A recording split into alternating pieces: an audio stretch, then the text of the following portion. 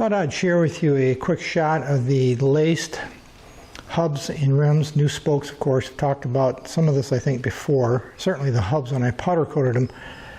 I didn't go through the whole process of video recording the lacing of the wheels. I've talked about lacing a number of times in previous videos. In fact, as I've shared before, I did a complete tutorial how to lace a wheel, a 36-inch spoke wheel. That's what these are. Standard, pretty standard for Japanese bikes. I'll put a link down in the description. So if you're interested in learning how to lace or spoke a wheel, and it is not complicated. I know people think it is. It's not.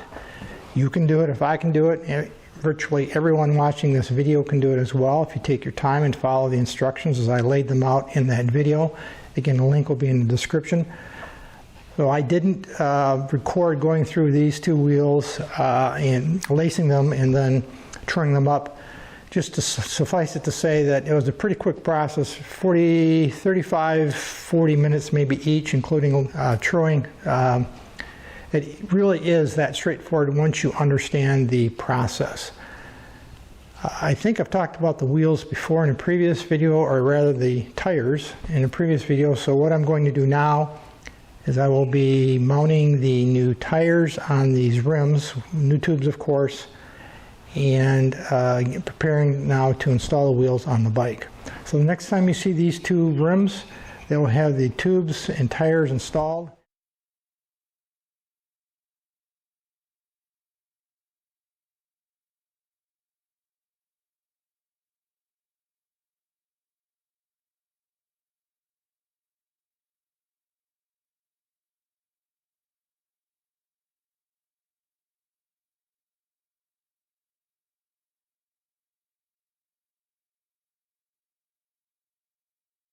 As you can see, I have everything laid out here to remount the rear wheel assembly on the TS50.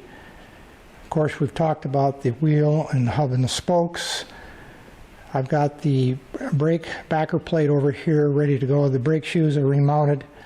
The actuating arm right there is just pushed onto the cam shaft. It's not bolted in place. I'll clock that later after I get the whole assembly back together. It'll probably be quite a bit later.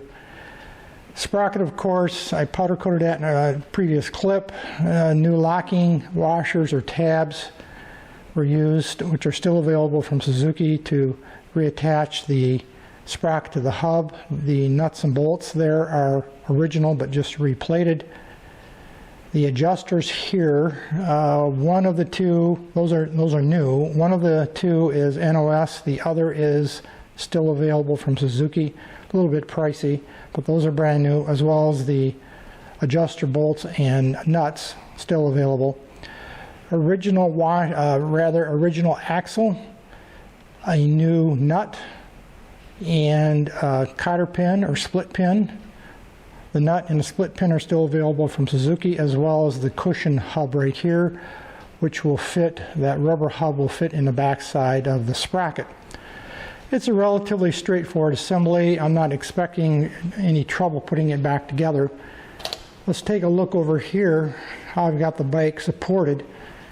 You probably have seen my little jack before, my motorcycle or ATV jack. I did have to remove the adjustable support arms right here because this bike is fairly low to the ground. So in order to be able to get the jack underneath it, I had to take the arms off, and I just patted it, as you can see there, with an old towel. And then I adjust the height of the axle slots right here in the swing arm to approximately match the hole in the hub. And that might have to be finessed a little bit as I go to put the assembly together, but it's pretty close right now, even though this perspective doesn't show it very well. So everything's pretty much ready to go. I'll probably just put a little bit of grease on the axle shaft just to ease its sliding through the axle assembly or the hub assembly. But other than that, little anti-seize on the threads, and we'll be in business. There is a couple other things I want to talk about very briefly though first before I go ahead and put this assembly together. You do need to note, and this is again very common, that these adjusters, these are the chain adjusters that fit over the end of the swing arm right there. these are not symmetrical. In other words, they're not identical. You will notice on this one, it's got flats machined into it or stamped into it, and this one has just a round hole.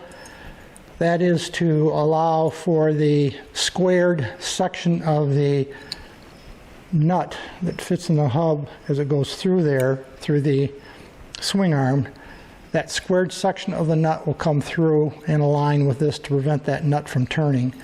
And on the other end, it's just round to accommodate, obviously, the axle itself. So these are not the same, so it's something you'll need to keep in mind. And to reiterate, that's not an uncommon approach.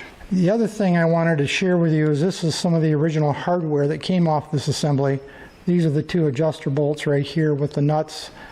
This is the castellated nut that holds the whole axle assembly together, and then the cotter pin or the split pin.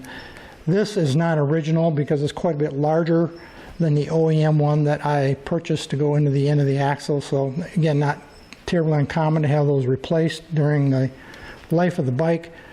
But in particular, I want to talk about this hardware right here because you can see the condition. It's very rusty. It's salvageable, I suppose, but the reason, again, I don't typically, if I can buy this new or NOS at a reasonable price, I will do so, because there's really no way I could restore this hardware to match that new hardware that I'll be using here to assemble this rear wheel back together. It just will never, it'll never be the same. It will be functional. It will certainly would look better than this, but I could throw all my tricks of the trade at it and they would be improved, but it's just not worth it, in my opinion, to spend a lot of time trying to recover these and restore them to make them look restoration worthy. You could clean them up and use them, of course, for a rider. They'd be fine. They're still functional, but there's some tool marks on the nut and some pretty heavy corrosion on the bolts, and so I just go ahead and buy new usually if it's available, and it's typically not very expensive. So we're going to go ahead now and assemble the rear assembly. I'm not going to be doing really any narration or much dialogue. I'm just going to go ahead and put the assembly together, and I'll just let the camera run during the process so you can see the actual process of putting the wheel back together. It shouldn't take a minute or two before I go ahead and put the assembly back together. This cushion hub drive fits something like that. I did coat the inside of it here with a little dielectric grease because that's obviously a rubber type compound, and I wanted to make it easy just to slide it into this hub. So these notches right here I'm pointing to, you just align with the cast webs here in the hub itself, something like that, and that will pull in as we put the assembly together. The axle, as I alluded to earlier, I put just a real light coating of grease on it just to ease its way through. So now I'm going to move around to the other side of the bike. I mentioned earlier the flats on this inner axle right here I'm pointing to with my index finger. Those flats line up with the cutout section in the swing arm, something like that. I will have to put the adjuster on here. The adjuster goes, as you can see here, like this, and then that inner axle goes through, as you can see there. Now on the opposite side, I have a bushing that goes between the brake backer plate and the swing arm, and then of course I have the adjuster. So I've got to get all of this aligned at the same time. So I'm going to start with this bushing and then the adjuster, as you can see, and that's the one with the round hole in it, and then the axle itself goes through. Now, don't use a carpenter's hammer or a ball peen hammer or a hardened steel-faced hammer to drive this through. If you need to tap it through, get a plastic mallet, a brass mallet, use a piece of wood. If you smack this with a carpenter's hammer, a common hammer, you're going to put tool marks in it, and we've all seen those in our travels on these old bikes. I usually just, if I can, and if everything's aligned properly, you can just use your hand. to tap that through like that. So basically everything's assembled. Now I've got to find, there it is, find my inner nut like that. And that just pulls this whole assembly together. Make sure my adjusters are in the right position. And then the castellated nut like that. And let's raise up the bike a little bit, get the wheel off the ground.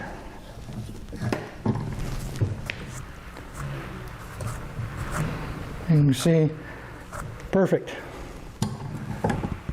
Put it back down. And that assembly is basically together. Now I'm not going to, right now anyway, I'm not going to install the cotter pin or the split pin in the axle because I have to leave this assembly loose.